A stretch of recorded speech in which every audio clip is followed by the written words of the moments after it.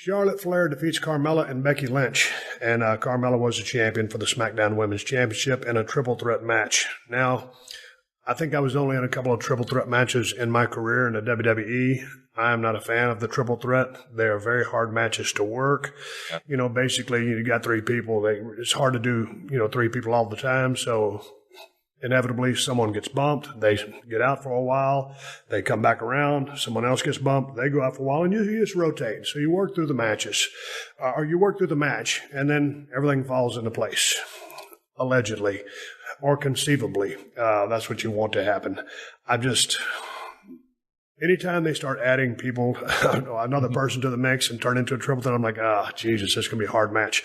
All the women, damn good. Carmella, probably the least experienced in the ring. Well, for sure the least experienced in the ring.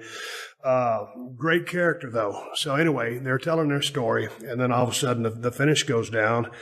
And then at the end of the match, I want to talk about this because just the psychology and people's reaction there in Brooklyn, New York, whatever you want to call it. Charlotte goes over. She's happy, obviously. Becky and her close friends, there's the big hug. And then just that big-ass right-hand slap. And then more devastation from Becky Lynch. And she blows the roof off the place. She's turning heel and gets a babyface reaction. Talk to me about your thoughts on this. Well, I mean, they had to see it coming, but it also was a massive miscalculation that they could book around it. This isn't just Brooklyn. I mean, Becky Lynch is such a likable persona. She's like kind of Daniel Bryan-esque in that I'm not sure that Vince McMahon looks at Becky and goes, well, why would people cheer her more than Charlotte? I don't think that's my Vince, but I don't think that Becky checks the boxes that Vince looks for. He just kind of tilts his head why is she so over? And she is. And it's undeniable, and the fans were not going to boo Becky. It's sort of like when they tried to turn Daniel Bryan with the Wyatt family, although he was brainwashed or something, so there was sort of an excuse for Bryan acting differently. But nobody's going to look at Becky as being wrong. The build-up to this match was Becky earned a one-on-one shot against Carmella after years on the comeback trail. And then Charlotte comes back from injury, and Paige grants her an opportunity. Charlotte earned it. It's not her fault.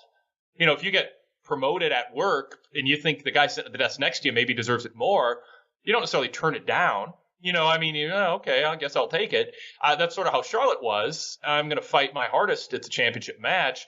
But the fans sort of looked at Charlotte like, you should have stepped aside. You should have. You should have said, I want my title shot later.